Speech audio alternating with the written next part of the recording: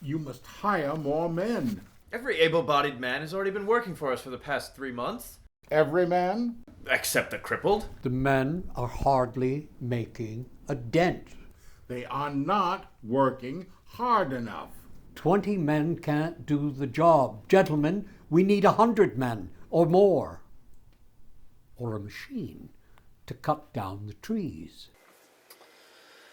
Welcome to day 4 of Professor Tomfoolery Saves the Planet editing. So there are multiple stories going on in this movie. The backstory, kind of the background of the whole film, is that there's a railroad company that is wanting to build a railroad, a transcontinental railroad, from a bay on the Pacific Ocean over the Cascade Mountains and connected on with other railroad lines to open up the bay here in Oregon, and with the idea in 1876 of making this the large western port to surpass what would become San Francisco and now, which is Long Beach and so forth.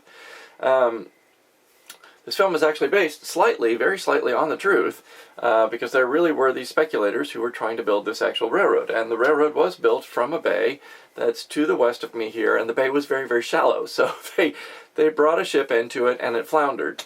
And then the bay was never able to really be used again very much. The railroad was built toward the Cascades and made it to the Cascade foothills. In fact, it runs a mile away from my cabin here, but it didn't make it very far up the mountain at all. And other railroads came up from California and down from further up to the north, and there was no longer a need to try to get over this mountain. Anyway, so what's happening in this scene, and the reason why I want to show you this, tonight's project, is there are 4 different actors in this movie, and I did not shoot a master shot of this scene. Film schools and film books always say, oh, you start out by shooting this master shot, which is the whole scene, and you see all the actors in one big room, the idea being that you establish to the audience the space that you're in.